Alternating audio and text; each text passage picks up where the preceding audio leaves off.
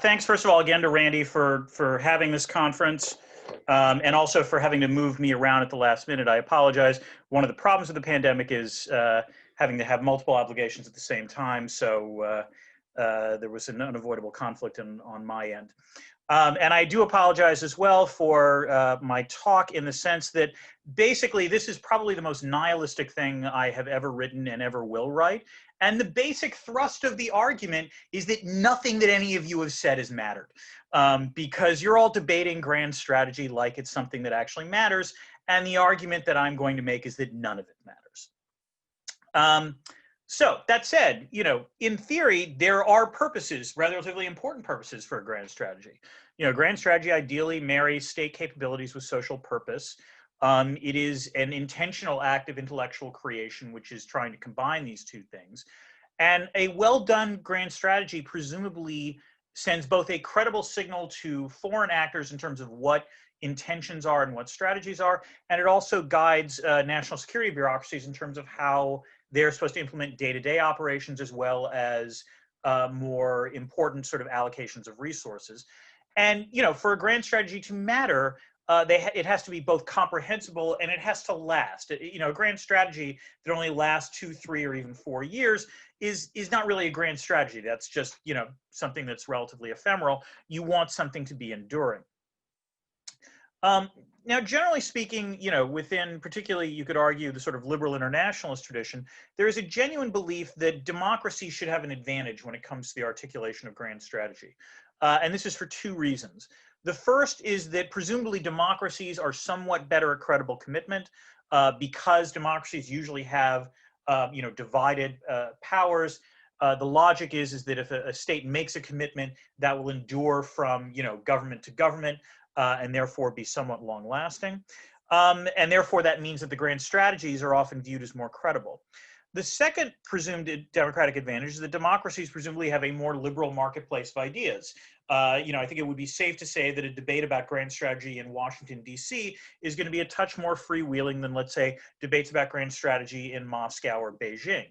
And the argument here is that presumably the marketplace of ideas should function like all marketplaces do, which is bad ideas should fail, and presumably good ideas should rise to the top and wind up being embraced by both policymakers and elites alike. Now, if we take a look at the sort of, duration of U.S. grand strategies, it's impossible not to observe that they've shrunk in terms of time, which is, you can argue that if there was a dominant grand strategy in the United States, from its birth, it was basically isolationism, and to some extent continental expansion. And that lasted, for a good 150 years of the U.S. History. And then, containment as a grand strategy, beginning with the end of World War II, lasting up until about 1990. And then a grand strategy of primacy, which Mearsheimer and others have articulated as sort of being consistent from administration to administration, lasted less than a quarter century. And now we are on America First, and it's sort of hard to say how long that will last. And indeed, the gap in terms of grand strategy, the shift between Obama and Trump, you could argue, was certainly somewhat noticeable. And what's interesting is that this has come during the same time there really is a golden age in some ways of grand strategy debates. We see this in the 5 books that Hal Brands has written in the last year. We've seen this in debates in terms of grand strategy in places like War on the Rocks, Foreign Affairs, Texas National Security Review, as well as a series of papers that the Center for New American Security put out of younger strategists. And indeed, one of the advantages of the current debates about grand strategy is that it is no longer just people who look like me having these debates. They are genuinely much more, I think, intellectually across a much wider spectrum, as well as, not just white men having this debate. Nonetheless, my argument is that it doesn't matter anymore. That while you're having vigorous debates about the proper exercise of what a grand strategy should look like, that essentially there are sort of a series of tectonic shifts in the advanced industrialized democracies that have made the development of viable grand strategies well nigh impossible. That shifts in the marketplace of ideas across the advanced industrialized world have rendered grand strategies both less significant and more superfluous. And the 3 things that in particular have shifted this debate is first the erosion of trust and authority and expertise, which we kind of got at a little bit in the last session. The second, which we also kind of got in the last session, was the rise of political polarization. And then finally, the deference of legislatures to the executive branch when it comes to, or the executive agencies, when it comes to the articulation of foreign policy. And this in particular matters because if legislatures play a more important role, the increase in the number of veto points also is an increase in the ability of experts and the marketplace of ideas to impact grand strategies. And as legislatures defer more and more to executives, that no longer becomes an option. So in the past, and again, it's always nice to sort of think about this in a nostalgic way, there were certainly, debates about grand strategy. Indeed, the very grand strategy of containment, which George Kennan originally articulated, most famously in the Long Telegram and then in his Foreign Affairs article, there was significant pushback from among others Walter Lippmann, who wrote a series of essays, of op-eds, that eventually got condensed into an edited a volume of his called The Cold War, pushing back against Kennan, arguing that Kennan was too militarized in his approach. And indeed, these debates were held in the most cliched of places, including Georgetown cocktail party circuits. So to be sure, there were debates about foreign policy or about grand strategy during the Cold War. They were admittedly in a narrower range because it wasn't like Walter Lippmann was saying we should just appease the Soviet Union, to be sure. But nonetheless, the debates were significant. At the same time, you can also argue that there was a rough equilibrium in terms of how these debates worked out. That if you want to, talk about the Georgetown set, for example, there was high degrees of trust among the various interlocutors in terms of articulating foreign policy, to the point where, even people on opposite sides of the political aisle would protect each other if, let's say, the Soviet Union attempted to blackmail them for personal scandals. The more significant point to make, if you want to use Walter Russell Mead's terminology, is that if there have been different schools of thought in terms of American foreign policy, they have waxed and waned over time. So that if there was a period where Hamiltonians were in charge or Jacksonians were in charge, then eventually they would be, constrained or eclipsed by Jeffersonians or Wilsonians. And so therefore, their U.S. foreign policy in terms of the degree of intervention in other parts of the world would sort of wax and wane, but you could argue it followed a sine wave, and there was a sine wave where there were sort of hard constraints on both sides.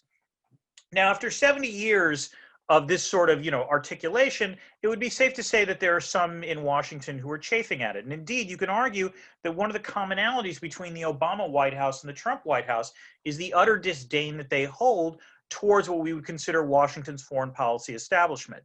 It was Ben Rhodes, who was a speechwriter for Obama, who coined the term the blob to describe, the various people perhaps on the Zoom call, but also in Washington that are charged with debating these kinds of things.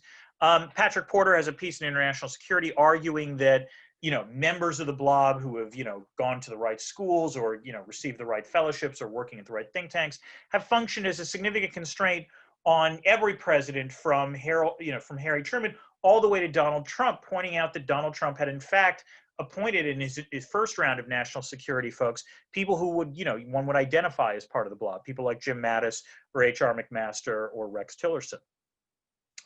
The thing is, however, is that that didn't last long with Trump, that almost all of the people that Porter identified in his 2018 article as being emblematic of the blob are no longer working for the Trump administration. Indeed, most of them lasted at most about a year. And instead, Trump has put in place people that you would argue, either are not really part of the blob or, are essentially required to sort of bend to his dictates when it comes to the articulation of foreign policy. And Trump has articulated a grand strategy that is definitely at odds with what we would consider the sort of standard of liberal internationalism that occurred in the 25 years previously.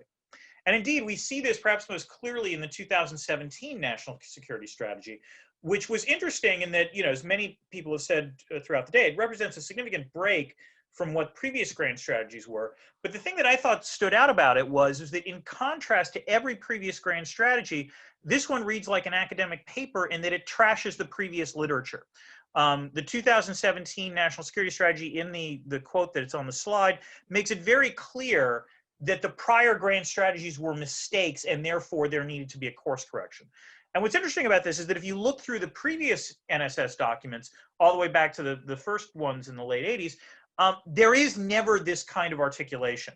even the Bush 2002 national security strategy didn't, necessarily say the Clinton national security strategy was wrong. Same with the Obama, NSS document in terms of looking at what Bush had done. So the question becomes, why is this happening?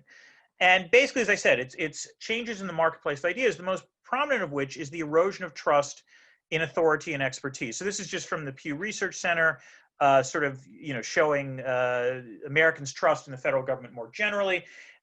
If I had taken, any sort of subcomponent of this in terms of national institutions or even elites more generally, it would all show the same sort of trend, which is there was generally a peak in around the mid-60s, and then a slow, steady decline, because of Vietnam and Watergate, a little bit of fluctuation in the 70s, 80s, and 90s, a slight uptick or a spike after the 9/11 terrorist attacks, and then there has been one, sharp descent ever since then.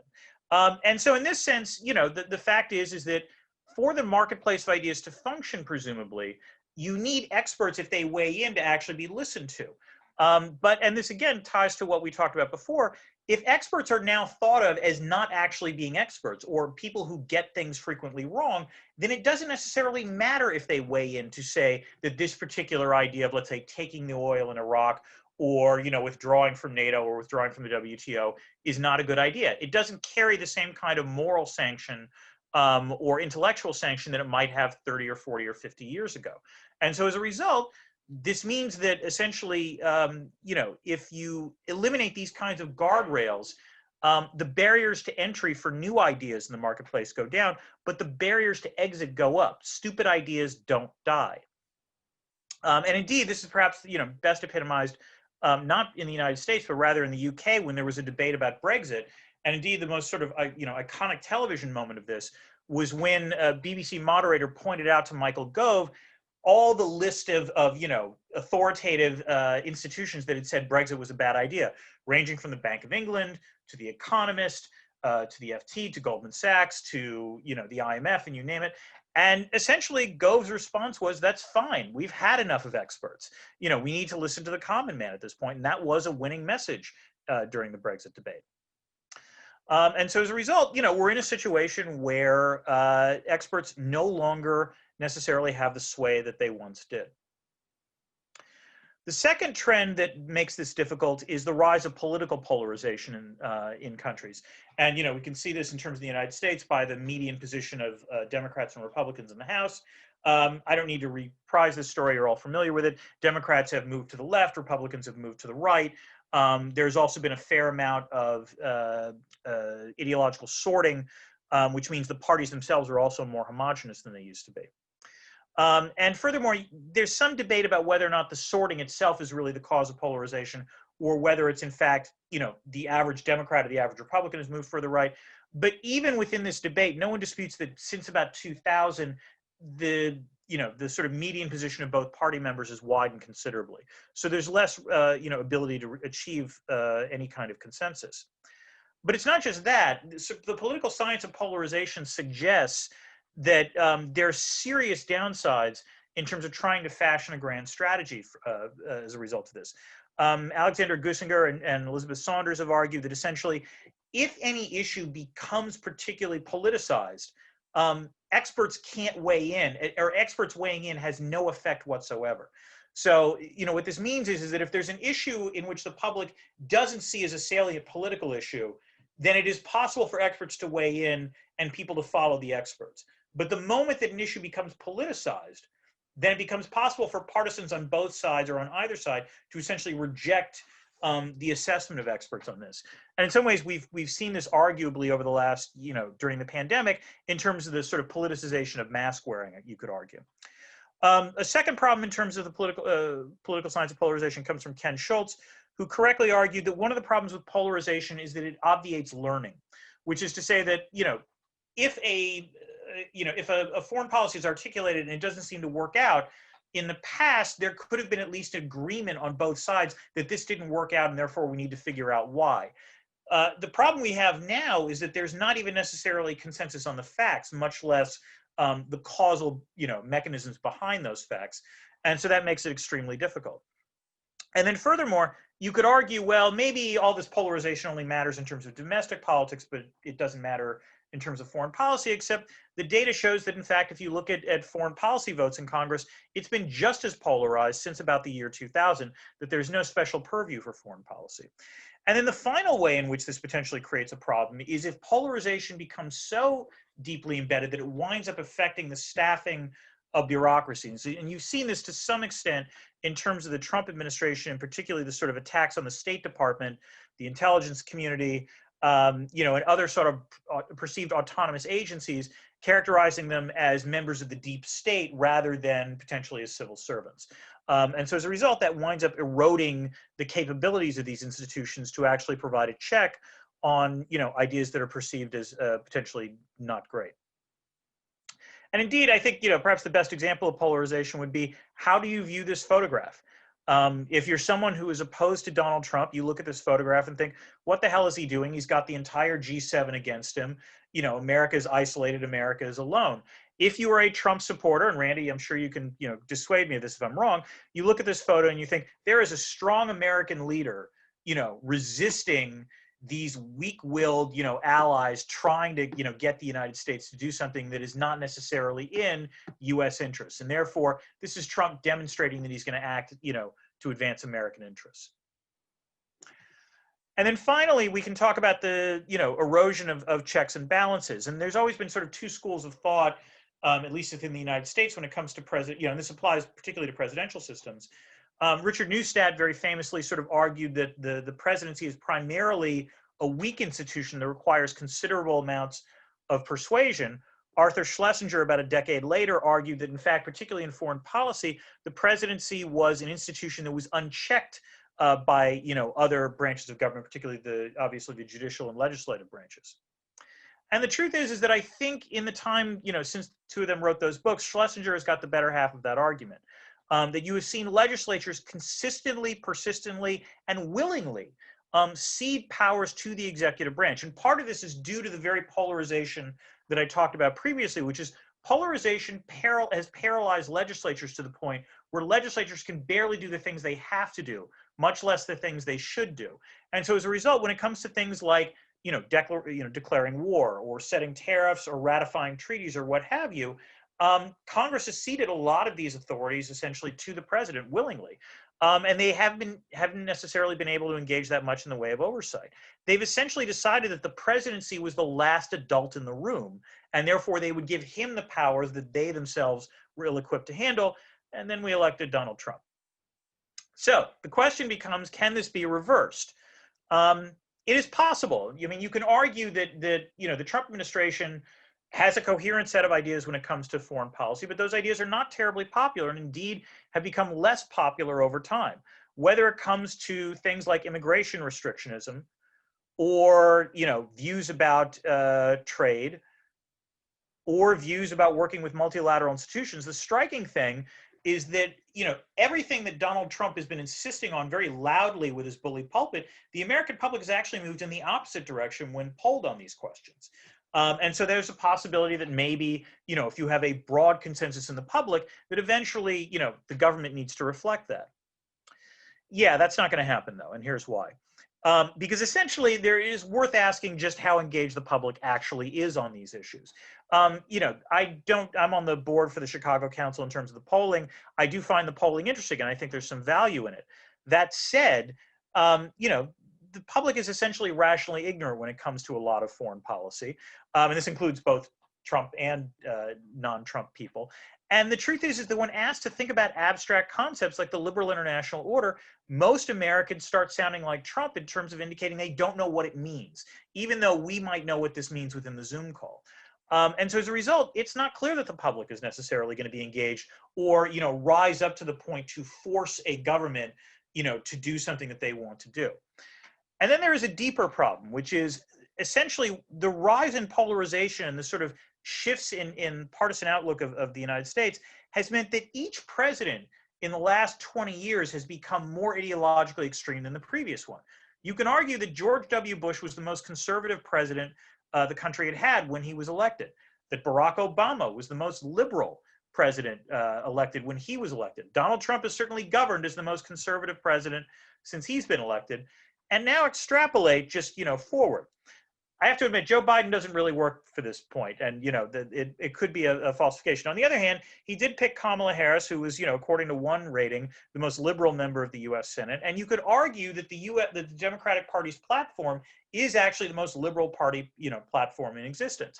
So imagine a world in which we go from Trump to Biden to Tom Cotton administration to an Alexandria Ocasio-Cortez administration. It would be safe to say that the United States would be pursuing a schizophrenic foreign policy, where each successive administration would do its darndest to try to reverse whatever the previous administration had done. And essentially, I think the outcome of this is a foreign policy that is essentially the Mexico City policy writ large. So the Mexico City policy is a policy regarding whether or not the United States will fund international agencies that support abortion. When Ronald Reagan was elected in 1981, he signed an executive order essentially banning the funding of those agencies. That stayed in place until 1993 when Bill Clinton was inaugurated. He signed an executive order immediately reversing it. Essentially, if there is a change in party in the presidency, one of the sort of day one actions that is taken is that the Mexico City policy is reversed. Imagine a world in which almost all of foreign policy functions the same way as the Mexico City policy. And this can be done because, among other things, most U.S. foreign policy now is done without much congressional buy-in, again, because Congress has abdicated. And so this has enabled, for example, Donald Trump to reverse most of what you would consider the signature accomplishments of the Obama administration in terms of foreign policy, the Iran deal, the Paris climate change accords, the opening to Cuba, and so forth. It is also the case, of course, that the next president, if it's Joe Biden, can reverse everything that Donald Trump has done. And so in conclusion, I find that grand strategy will not matter all that much because it could be articulated, but first of all, it's not necessarily going to be high quality because the marketplace of ideas is broken down. And most importantly, we now have a situation where the combination of increasing polarization plus switches in the party and power in the presidency mean that essentially the U.S. ability to credibly commit to anything has essentially been eviscerated. And with that, I will stop sharing the screen. That was great, Dan. I think you're a nihilist. I said it was the most it's easily the most nihilistic paper I have ever written, and I apologize for that. No. You've been eating too much. No, forget it. I'm not going there. Okay, Caleb, you're up. Yeah, okay. So first, just thanks to Randy and the organizers.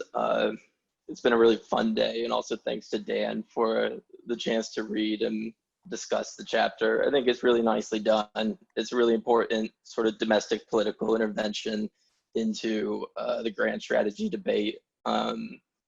I think some of that material is also present in the foreign affairs piece with Randy and Krebs, and so it was nice to see it unpacked a bit more. So I'll email you more detailed comments, but for the sake of discussion, we'll just focus on kind of 4 broad points. The first 3 are more related to theory, and then the last point will be more forward-looking about the implications. So I guess the first question is this just Trump? Because I think that there's a tension running throughout the chapter where you describe these 3 long-term trends in mistrust, polarization, and then executive legislative power imbalances. But you also argue that we were always able to locate some coherent grand strategy through Obama, and then something changed. And that change, I guess the question would be, why is the Trump administration the straw that broke grand strategy's back, if these are the 3 factors that are really doing the explanatory work? I think to get at that, it could be helpful to inject a bit more variation into the argument. It's quite kind of linear and constantly decreasing over time, basically. Maybe finding historical cases where, for example, mistrust was really high, but we were still able to converge on a grand strategy, or maybe vice versa, where there was all sorts of trust and we still couldn't find agreement on strategy.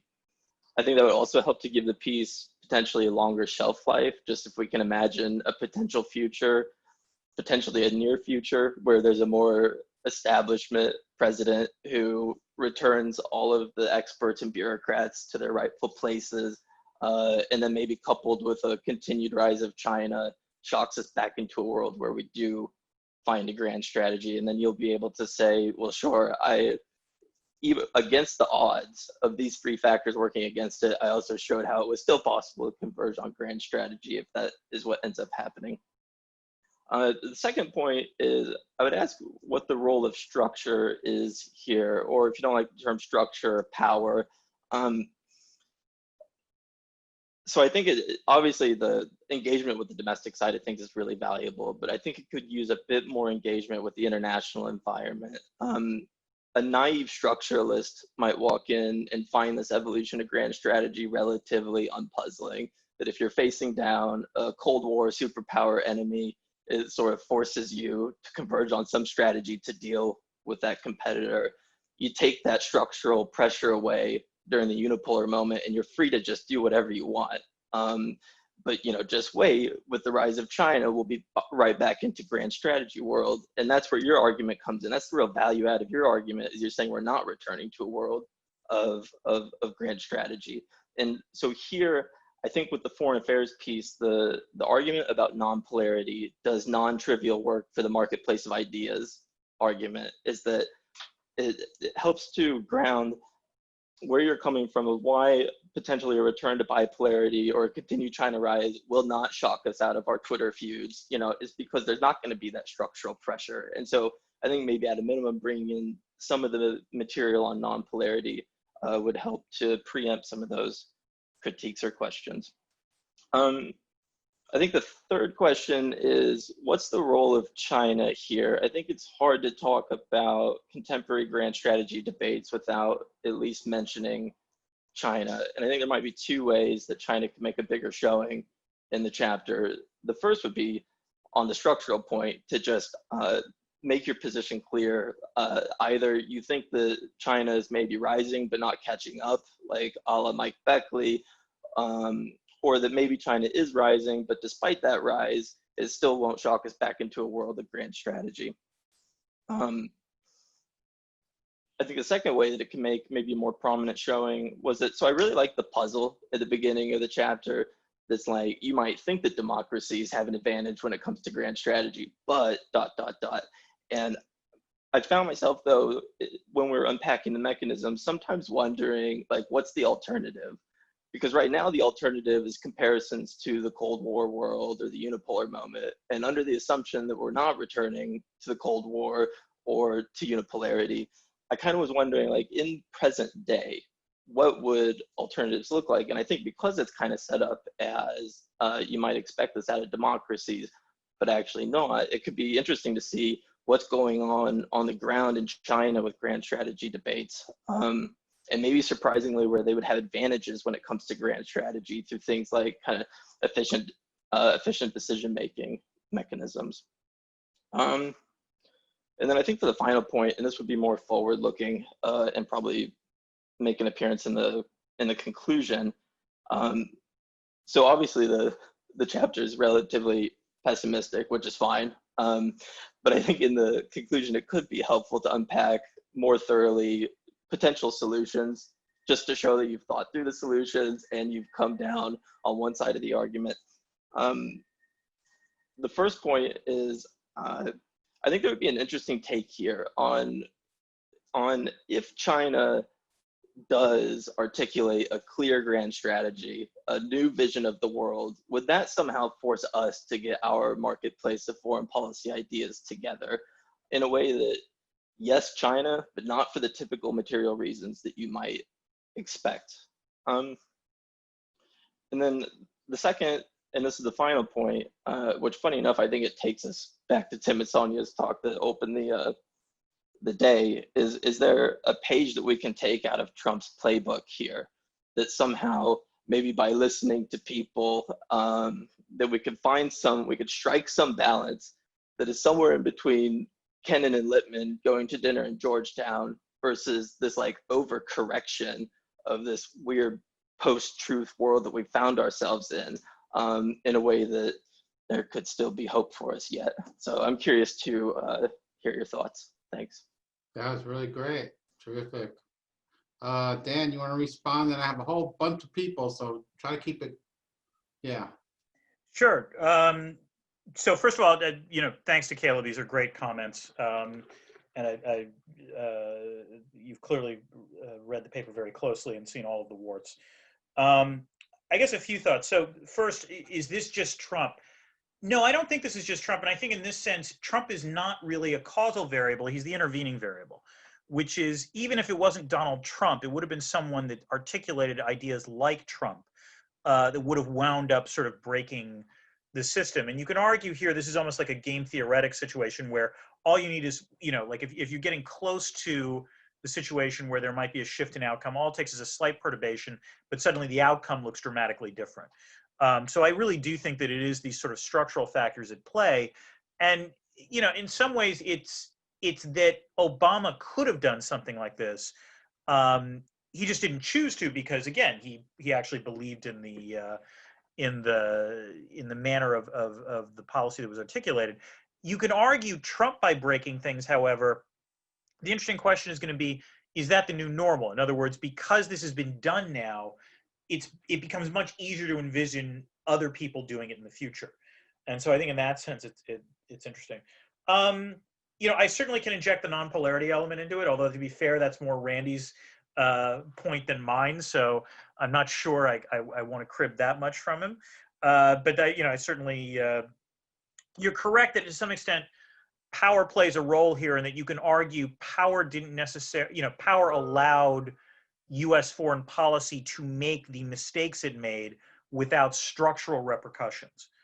Although I would point out then, in some ways, the implicit argument throughout your criticism, Caleb, is the assumption that the international environment will discipline the United States at some point to the moment where it has to change its strategy, in a more optimizing way or in a more rationalized way. And I would argue to some extent that if 9/11 didn't do that, I'm skeptical that anything that China does will do it. It's possible. I'm not saying you're wrong, but I'm somewhat doubtful about this. And I think the other reason, if you really want to start talking about the international environment, why I'm skeptical that a rising China will necessarily do it, is that a rising China is not going to be the only threat that the U.S. faces. If this year has taught us anything, is that there are also going to be non-state threats, or threats that we don't even consider agentic, in the form of either pandemics or climate change or other Malthusian pressures. They're going to complicate this picture enormously. And this also goes to David Edelstein's point, I think, about the ways in which great powers, have difficulties in terms of time, where they might not focus on the long-term great power threat if there are other more imminent threats that they have to cope with in the interim. And then in terms of solutions, should I unpack some solutions? I wrote down, in conclusion, unpack some solutions that don't work and explain why they won't work. So that's possible. But I think in the end, the fundamental debate we would have is whether we think that a world that looks more multipolar, a world where it becomes commonly recognized in the United States that there is a great power peer to the United States, and that peer has different social preferences, social purpose from us. Would that be the disciplining mechanism that, let's say, the Soviet Union posed at the end of World War II? And again, I am extremely fundamentally skeptical about this. I don't think it would, if for no other reason that the polarization makes it possible for the other great power to, on the cheap, continue to exacerbate domestic divides in the United States.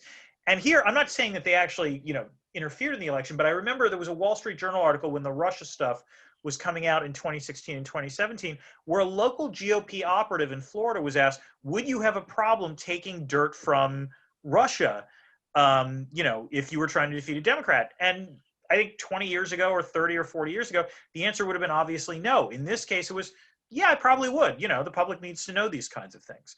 And that therefore means that even if there's a recognition, I think you could argue there's a bipartisan consensus right now that China is a significant threat, but there isn't necessarily the sort of common shared sense of purpose in terms of what to do about it. And so unfortunately, I remain the nihilist when it comes to this point about grand strategy. Okay, I have so many things I want to say, and I'm just going to bite my tongue, but I'll come back. Hopefully there'll be time. Sarah, you're up.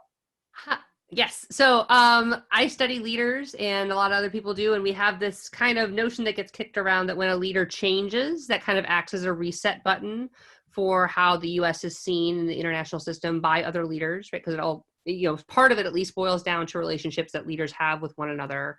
And that when a new guy or a new woman comes into office, right, now it's time to be like, okay, we're not dealing with that person anymore. Now we have this new person. So I think a lot of people have kind of put a lot of, if Biden is elected, that will kind of help heal these rifts. Like when you showed that, picture with all the leaders kind of like staring down Trump, that things will be different again. So my question, I guess, is, do you think that when leaders I don't think we've been in this kind of situation before where we have a leader who is just so different than others. And then to have a new one, like kind of more normal leader come back, right? Like how you think other leaders will respond, if they'll give Biden more leeway to try to like recenter US foreign policy, or do you think that that's not really what's happening at all? That like, because the institutions that contribute to foreign policy aren't really changing, just the head is changing by whoever the new president appoints. I guess, like, does leader change matter, or do you see it as not a really big deal? I mean, in some ways, this is one of these things where, like, we're going to have a national, we will probably have a national experiment on this, come 2021. I guess the thing I would say is that there is a case to be made that this happened in 2009, that George W. Bush, did, shift U.S. foreign policy in a more neoconservative direction. Barack Obama was clearly not that.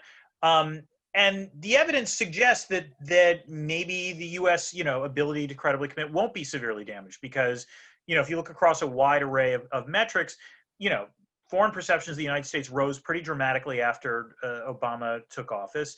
They didn't go down again until Trump got elected. And so it's possible that Biden will come in and you will see a sort of reprise of what happened in 2009. That said, there's a fool me once, shame on me, fool me twice, shame on you kind of element here, which is part of the problem is because this happened before in 2008 and 2009, I am somewhat more skeptical of whether or not foreign leaders are going to show a President Biden the same deference that they showed President Obama. Or to put it more sharply, Joe Biden is not going to win the Nobel Peace Prize in 2021 if he gets elected. Which, if you recall, did actually happen in 2009. And the other interesting element of this, to be fair, is the degree to which an incoming Biden team, how much they actually do change back and how much they don't. A Biden administration, I assume, will join the Paris climate change accords. That'll buy some goodwill. I assume they're going to ratchet down the sanctions against Iran somewhat to the point where they're not, needlessly alienating Europe. There are other things that they can do, but I don't know if, on trade, they might not necessarily, be as welcoming as, let's say the European Union and other allies want. And then the other question to ask, and I didn't talk about this in the paper, but it is a phenomenon that I think is fascinating, which is you can argue you're also beginning to see a polarization of U.S. alliances as well, in the sense of there are certain alliance partners that desperately want a Republican to be in charge and other alliance members that desperately want a Democrat to be in charge. So I suspect that most of Europe is going to be delighted if there's an incoming Biden administration. I guarantee you Hungary, Poland, they're not going to like it. Most of the Middle Eastern allies are not going to like it because they have done relatively well under Donald Trump. And the disconcerting thing is that this almost trickles down now into public opinion polling on this, where it might be the case that some leaders some countries will be perfectly happy with one side being in power. Other countries are going to be happier with the other party being in power. And, it is disconcerting to see that might be a persistent, or at least a medium-term trend, I guess. Okay. Bill Wolforth. And then Chris Frey. I screwed up. Go ahead, Bill, and then we'll get Chris. We'll have just a series of questions. Right. Well, I have a ton of questions, but I won't ask them because there's a lot of other people on the list. Go ahead. We want to move forward. Let's see. I'm looking at my list of questions here. What do I want to do? I'll just confine it to two questions. First, I don't get the puzzle. I mean, I just don't get that. Why? Who thinks it? I was saying to myself, I'm channeling Randy. Like, it's only weird. It's only a sort of ivory tower scholars who could think that democracies are better at grand strategy. I've never heard, and I started thinking about it, but actually getting the scholarly hat on, I would just say that I think the ball is moving on scholarship on the so-called democratic advantage across every single front where democracies supposedly have advantages.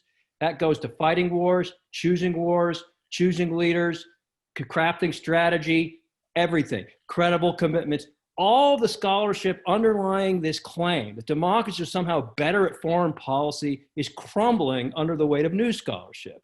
And I say this in the role of like a journal editor, a book series editor, reading manuscripts, someone who does a postdoc here, so I read all the stuff coming in from these postdoc applicants, seeing the new ways of scholarship.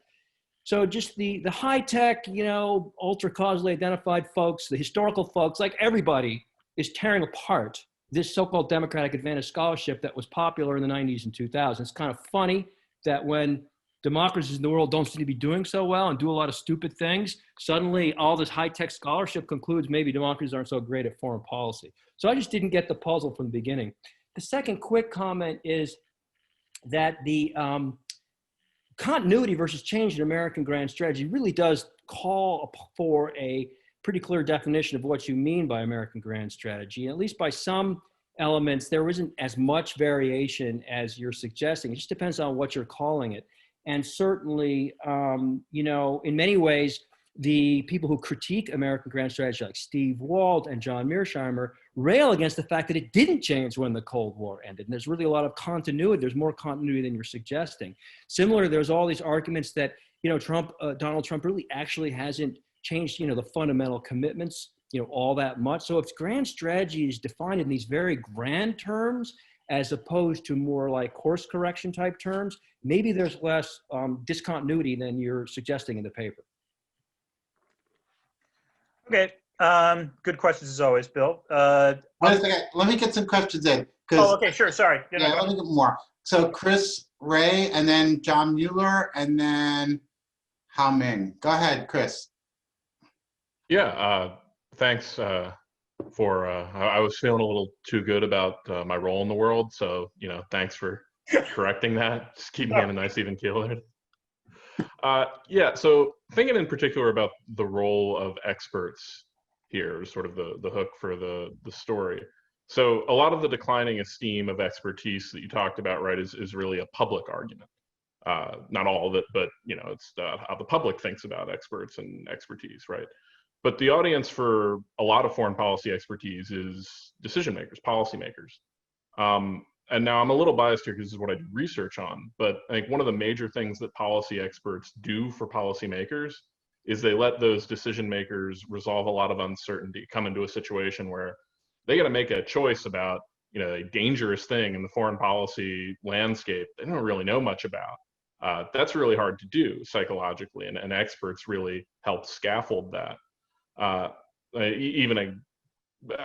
It's hard for me to imagine, I guess, that need going away. I mean, I think you see like even a guy like Ben Rhodes, who comes in with the Obama administration, right, evidently concludes pretty quickly, oh, the terrorists really are everywhere, because they end up drastically expanding the drone program. Or when Kennedy had severe reason to mistrust the military advisors after the Bay of Pigs, he didn't go with no experts, right? He changed the experts he was listening to. He listened to guys like McNamara, or even really went to his reading of Tuchman's Guns of August and decided that he didn't want to repeat that. And so I guess I'm curious, do you really see this need disappearing, for people who aren't Trump? Because I think we could agree that Trump is unusual in that regard, probably doesn't need those things as much as other people would. Or if you don't see it disappearing, you do see it maybe just being met a different way that maybe doesn't involve experts. John Mueller. Dan, I agree with you a lot about grand strategy. I don't think it means anything either. But would you talk a little bit more about what the marketplace of ideas means? I mean, sometimes you seem to be saying it's working when everybody agrees, and sometimes when everybody disagrees. And we've obviously had times when there's been huge disagreement in Vietnam, before the first Gulf War in the 1930s about isolationism, and big time over slavery in the 1840s and 50s. So it's not clear you need it for your argument particularly, but I'd like to see what the connection is. That's a good question. So let's answer these three, and I'll get to Hao Ming, and then I'll ask something. And if you have something, let me know. I'll get you. Go ahead. Okay, so in order, I guess, for Bill's question, is this really a puzzle? Okay, you might be starting to see literature now arguing that democracies are flawed, but as someone who had read much of this and came of age during the 1990s and 2000s, this was the dominant set of ideas, you could argue, in not just scholarship, but you could argue, I think, in the broader foreign policy community, in terms of the confidence that the very idea that it's worth engaging in forcible regime change if we create democracies. I mean, you're right that now what you're beginning to see is this sort of nascent way of saying, well, maybe democracies aren't, all that cracked up. And really, if anything, this is just a massive data point in favor of Ito Oren's argument about, trends in international relations theory basically corresponding to trends in actual real world politics. That's fine. But nonetheless, it's worth, I don't think I'm not ginning up that consensus out of thin air. That consensus existed. What might be not surprising to you might be somewhat surprising to others. Wait, Bill, I can't remember. You had a second question. What was it? Oh, was that you may be exaggerating discontinuity in grand strategy because many of the fundamental precepts have been in place since 1949. So I guess the answer I would say is that I do think there's a difference between a policy based on primacy of the enlargement versus containment, where in containment you had the obvious threat being the Soviet Union. Yes, the institutions that were being used were the same ones as the Cold War, but that doesn't mean the strategy didn't change. And with respect to Donald Trump, did he really change that much? That's a fair point, although I think it's safe to say he tried an awful lot to change some of these things. And you can argue that there's certain, norms and practices that he really did shift. So the U.S. exiting from international agreements was something that did not happen all that often prior to Donald Trump. And I really do think that's a norm that's been broken. And the interesting question will be whether it'll be repaired. And that's certainly, one example of this. And I think the other is the sort of enhancement of the economic tools of statecraft to apply to as wide a range of foreign policy issues as possible. That's also a somewhat market shift from prior administration. So I do think there has been a disjuncture. The fact that it hasn't necessarily been a successful disjuncture is another subject of debate. But the important thing is that Trump has tried, and that effort has been reflected in both the reaction of I think, the American people, but also foreign interlocutors. In terms of Chris Ray's point, so the idea that leaders will always need experts, therefore, are they really, not having any value? I guess that I have 2 points on this. The first ties back to, the great paper on we had earlier today on the sort of shifts in terms of approaches towards China, where what a leader can do is not, ignore what would be considered the sort of some kinds of experts, but rather bring in ones that had previously not really been taken all that seriously. So I don't know if you can call someone like Peter Navarro an expert, to be honest. I'll be blunt about this. In theory, they have all the credentials, but in point of fact, if they're the only ones that say that, a trade war with China will economically benefit the United States, then I'm going to go out on a limb and say they don't actually qualify as an expert. I mean, that becomes a deeper ontological debate. I grant you that. I think the second issue, and in some ways the thing that matters here, and you can see this in the contrast between Obama and Trump, where Obama acknowledged he wanted to ignore experts on a wide variety of issues, particularly with respect to the Middle East. The difference was that Obama acknowledged that doing so, he had to pay a political price. In other words, going against an expert community that has a consensus on an issue, in theory, if you believe epistemic community literature, if you believe, literature on the marketplace of ideas, should in fact generate some costs. And we've seen this before where, presidential candidates or presidents have said things where, every expert has said, what are you thinking? Think about Trump, talking about injecting bleach or things like that, or, his comments on pandemics. He does pay a cost for doing that. But I don't know if he pays a cost for disrupting the foreign policy consensus. And this is where I think, the idea of foreign policy experts here, Randy is right. I don't think their expertise is valued as much as they used to. And therefore, if you don't have to pay that political price, then as a constraint, it matters less and less. And if you can bring in your own experts who aren't really even experts, then it doesn't really matter. They're just, they're basically they're an instrumental intervening variable used by the political leader, and they don't have any independent effect whatsoever. And to John's question about the marketplace of ideas, I didn't go too much into that, mostly because this is what the sort of argument I made in the 2017 book called The Ideas Industry. You know, I think a good functioning marketplace of ideas should have, you know, relatively decent barriers to entry and no barriers to exit, which is you presumably want people promoting, you know, that are promoting new ideas to, you know, be able to get past gatekeepers through the power of their arguments. And also you want bad arguments to die and to not live on in a zombie state. And the problem I think we have now with the marketplace of ideas, and this is the argument I made in the ideas industry, is that we have the reverse of that. There are no gatekeepers anymore. You know, someone like Peter Navarro can just write a book and Jared Kushner will find it on Amazon, and suddenly he's, you know, the most important Trump advisor when it comes to China. And at the same time, these bad ideas don't go away. They live on and on and on and on and on. And in some ways, this is true about the Trump ideas, but it's also true about the fact that the Trump people are furious that all these neoconservatives have joined like the Lincoln Project or other sort of never Trump movements and are now, you know, being, you know, treated with newfound respect, even though they were the architects of somewhat disastrous ideas in the first decade of this century. Yeah. Could you just do me a favor? I'll get Howman. Could you go back to your slide, like your slideshow? I just want you to put up that slide where you had that 50 years, the half-life. Yeah, sure. Hold on. Yeah.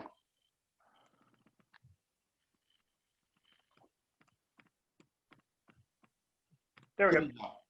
So I looked at that and I said, "Whew, look at that. Follows structure perfectly. Like the U.S. is a small, weak power, isolationism for more than 150 years. U.S. is in a bipolar world, containment for 50 years. U.S. is a unipole, primacy." And I agree with you on this. I slightly disagree with Bill. I think just to smooth this over, I think what Walt and Mearsheimer are saying is that containment was put on 10, just like Walt said, overextension. Unipolarity leads to overextension. So containment was amped up on steroids. Now that we had no containment, we just wanted primacy. So you follow structure perfectly. So maybe now that we're entering a more great power competition by multipolar world, whatever, maybe now what we have to do is figure out what does the by multipolar great power competition strategy look like? I think it looks like Trump is saying, right? America first, you know? Let's go back to just being a normal, selfish, self-interested great power in a competitive world. So I know we've written this piece together about how grand strategy is impossible, but maybe we were wrong. And you know, your graph seems to show that structure is determining things. And I want to bring back the Dan Drezner who wrote, "This time it's different," you know? Like you're trying to say now that it's not different, right? We're going to oscillate back and forth, oscillate. So if we elect enough Democrats, somehow the world will, you know, we'll be back in the world of primacy and all that. But maybe it's different this time. But what about the Dan Drezner who wrote the Perspective on Politics piece about how Americans are really realists?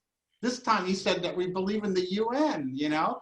So maybe, and this is my argument, what I think with the book I've been writing, I'm almost finished with, I better be finished because I got 400 pages, is that we're going to return to a like great power, normal great power foreign policy that is going to look very realist. And structure, your own graph shows you that that's, so it'll last. No, so all right, let me push back in a couple ways. First of all, I don't think that chart actually is consistent with structure because the U.S. was easily the most powerful actor in the world for a long period of time before it stopped being isolationist. So if there really was a structure-based argument, the U.S. should have stopped its isolationism. But so you're saying Walt is wrong, the world wasn't multipolar prior to 1945? Are you going to, I'll go that, I'd go that far. I mean, yeah, this is where doing global political economy makes you, you know, evaluate power somewhat differently. But in some ways that also is related to what we're talking about now, which is, you know, you're talking about whether or not we're shifting into a multipolar world.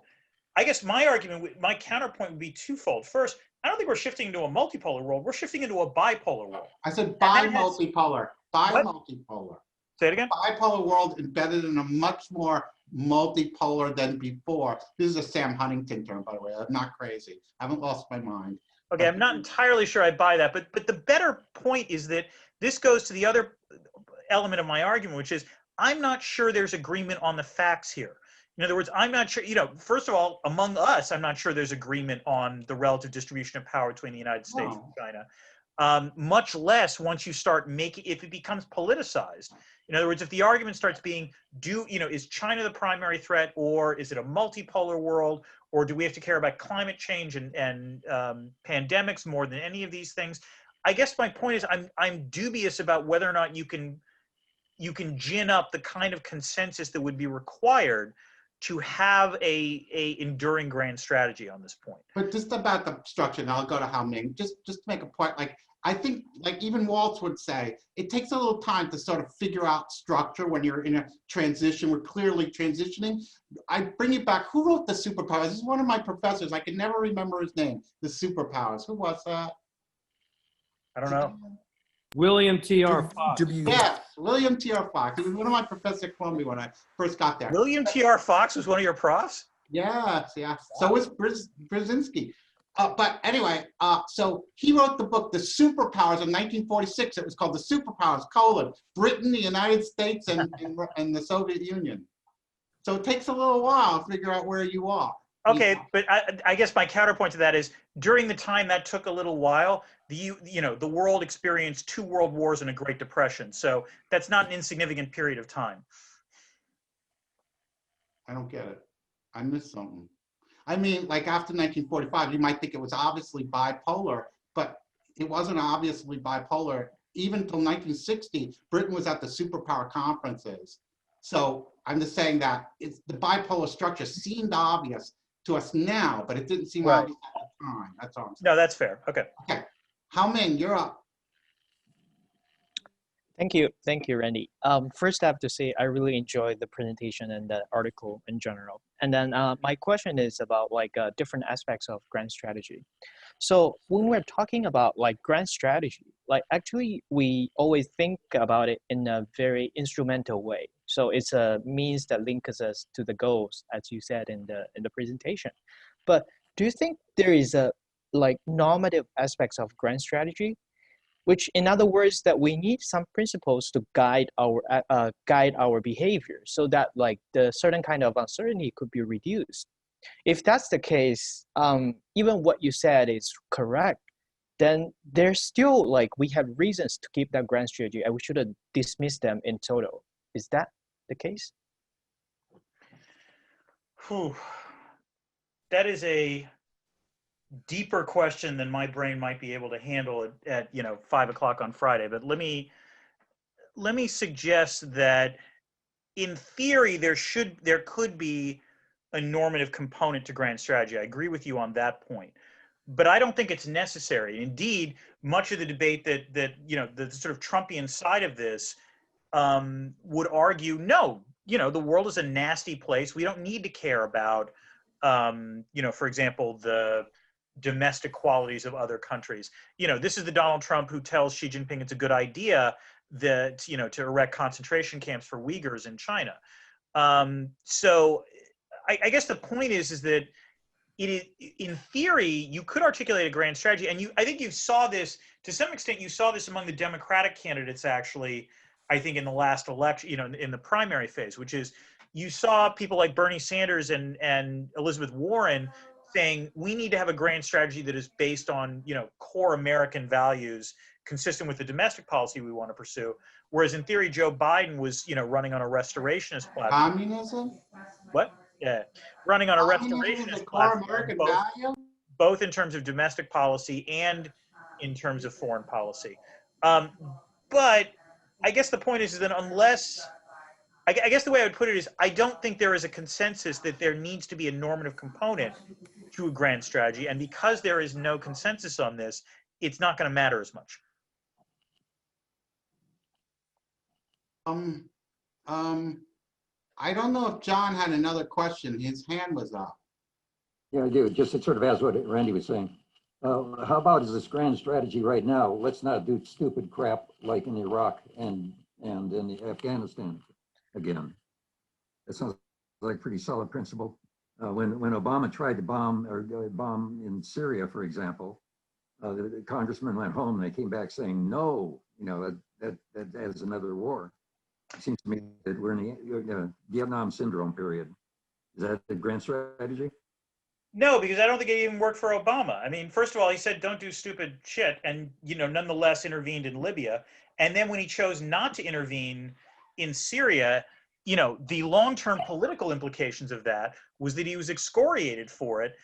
Ironically, by the very Republicans who in 2013 were begging him not to intervene in Syria, which again is sort of the triumph of political polarization Oh, come on. over ideological. Come on. There was no bombed Syria. Stop it. Democrats and Republicans were universally against that bombing. They were at the time, but by the time 2016, later on, that's right. It's different. That my point is, by the time 2016 rolled around, that act was thought, Obama's climb down was thought of as a mistake, not necessarily as an example of wise foreign policy. And so if it's an instance in which a leader does something that, yes, actually generates strong consensus at the time, but less than 3 years later is viewed as a mistake, then no, I don't think that's an example of a grand strategy that's terribly viable. So is it safe to say, Dan, that you think that Trump's foreign policy has been a disaster? I would describe it as not good. Not good, because he's peace and prosperity. You're against that. Explain that. What peace and what prosperity are we talking about? Well, he's the first president since Eisenhower that hasn't gotten us into a war. Does that count for anything?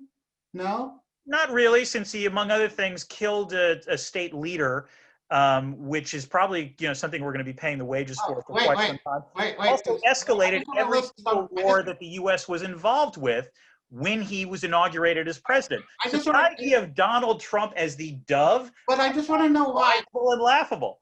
Since you're a liberal, I have you here. I'm just curious. Like, I'm going to be debating Tom Wright next week about why Trump is so tough, why I like him, why he does. I'm just curious because so he ended ISIS. He's been tough on Russia, not easy. He's armed Ukraine. He's been extremely tough on China. I noticed you said that he was weak on the Uyghurs. Like he's all for, detention camps. But he's been so tough on China, unlike Biden and the previous administrations.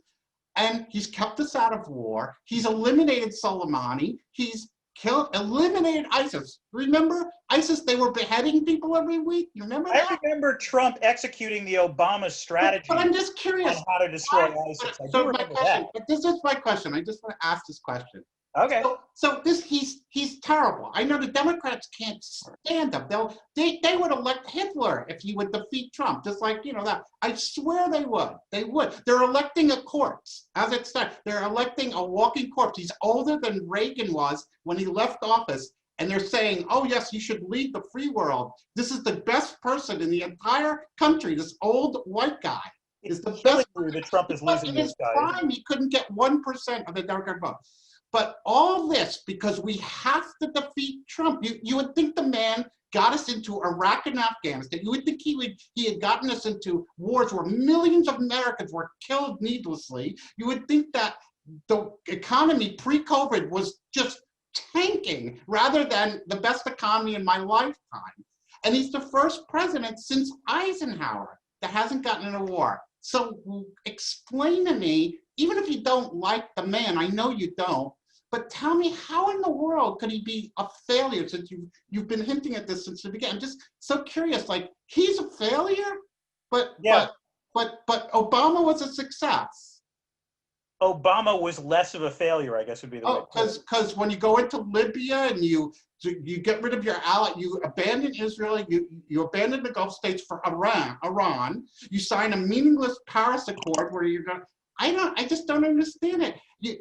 If the Russians were interfering in our election, wasn't that under Obama? Well, I mean, it wasn't Trump, right?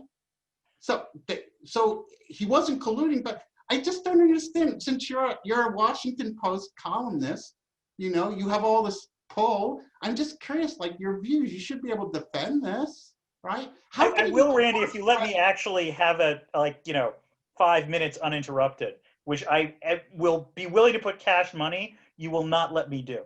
But let me put it this way. I would say the following. First of all, there is no metric you can possibly use where you can say that the United States is better now than it was 4 years ago. On every available metric, in terms of economic growth, in terms of peace and prosperity, in terms of the respect that America... There's a pandemic. pandemic. That took 20 seconds. That didn't even take 20 seconds for you to interrupt. Didn't even take 20. But you I can't love use you, the Randy. This is pandemic. great. How can you use the pandemic statistic for the economy? I can totally use the pandemic for this. All right? Because it was your guy that screwed it up, is why. All right? Just like Trump debates. Then I don't want to hear it. If you're going to use pandemic statistics for me, like you told us to shut down the economy, what do you want them to do?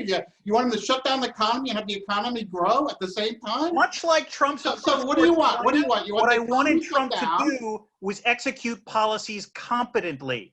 Because had there actually been somewhat better response in terms of the pandemic, had the Trump administration actually prosecuted, a coordinated campaign against China, we might actually see something in the way of concessions instead of pursuing a trade war that triggered a manufacturing recession long before the pandemic started. So I'm not really sure what shiny, gaudy objects you're going to point to that, are examples of a Trump victory. If I were to list the Trump foreign policy accomplishments, it's a bad sign when you list reforming the Universal Postal Union in the top 5.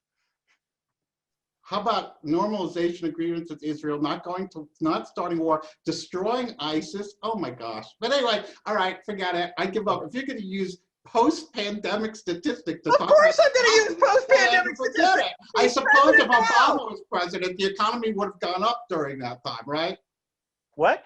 I suppose if a Democrat had been president, the economy would have been accelerating during the pandemic, right? No, but I do think if a Democrat had been president, we wouldn't have. Okay, so you admit that you might be unfair with that. I think we would have significantly fewer. It's okay. That's not. Dan, I still love you. I love you too, Randy. Yes, but you're wrong. But you're allowed to be wrong in a free country. That's the beauty of it. Okay. Randy, so, I have a. Yeah, go ahead. I just want to follow. Do you think that America's standing in the world has improved under Trump? I care less about America's standing in the world. I mean, I care about American workers. I care about American standard of living. Go look at the statistics. Okay. I care about not going to war. If it means killing hundreds of thousands of Americans so that we could say our standing has improved in the world, I'm for keeping Americans alive. I don't care about our standing in the world. But we're still in wars. We sort of got both, right? Hundreds of thousands of dead Americans and free standing in the world. We haven't killed anybody under Trump. Who we killed? Hundreds of thousands of dead Americans is who I was referring to. In the pandemic? Yeah. To be honest, Randy, I'm sympathetic to your point about not getting into war, right? Like that is, I think, a good thing. But then you've taken it to a different level. But how many people should have died under the pandemic? At the estimates, the low estimates were 150 to 200,000. The high estimates were 2 million. So now 200,000 have died. He's the most incompetent man alive. And Biden says you murdered 200,000 people. If you're going to talk like that, I mean, well then that's not a conversation. That's insanity, Don't you think? I mean, you're going to blame him for murdering people because there's a pandemic? Yeah. Honestly, it was a joke. Okay, well that's at least. Well, I actually have to agree with Randy or come to his aid here at some point. I mean, the per capita fatalities in some of the European countries are way higher than in the United States, right? So plus there's the other. Fatalities are in Democrat-run cities. Any 1% of. Randy, please don't. I can't believe you just said that. Seriously? What do you mean seriously? Of course I mean seriously. They're in Democrat-run cities. And if you don't think that, I will play you tapes of Cuomo and de Blasio telling people to go downtown, go to movies. He's telling you which movies to go see because he wants you to go out because Trump is just deflecting. The whole thing was just a deflection from the impeachment hearings. How could you, yeah, I give up. It's okay though. It's a free country. You're allowed I just want to point out this whole like who killed more people during the pandemic is very, very difficult, right? And the other point is that yes, every 1% of unemployed people in the United States also means more death, right? Because in the United States, in contrast to beautiful Germany, here you lose your health insurance, don't go to the doctor. So I just think this is not going to go anywhere, this conversation. Really? I thought I was finally going to persuade Randy that he was wrong this time. 99.9% of people live through coronas. All right, well, this has been fascinating. A sincere sensation. Guess what? We get to do it again tomorrow at 9 in the morning. 9 in the morning, hurrah. Okay, have a great time. Thanks, everyone. See you tomorrow.